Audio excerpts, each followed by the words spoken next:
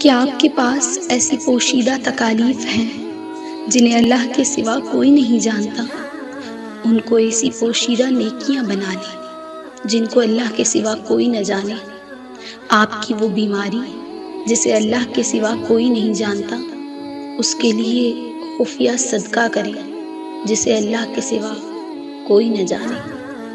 آپ کی وہ فکر جو آپ کے دل پر چھائی ہے جسے اللہ کے سوا کوئی نہیں جانتا، اس کے لیے پوشیدہ استغفار کریں جسے اللہ کے سوا کوئی نہ سنے۔ بے چینی جو آپ کو لاحق ہے جسے اللہ کے سوا کوئی نہیں جانتا، اس کے لیے رات میں 2 رکعتیں پڑھیں جنہیں اللہ کے سوا کوئی نہ دیکھے۔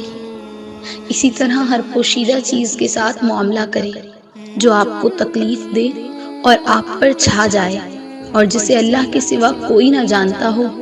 ان کے لیے ایسی چھپی نیکیاں کریں جنہیں اللہ کے سوا کوئی نہ جانے۔ اللہ تعالیٰ پر اور اس کی طرف سے کشادگی اور رحمت پر یقین رکھیں، کیونکہ بے شک وہی دیتا ہے، وہی دے سکتا ہے اور وہی دے گا۔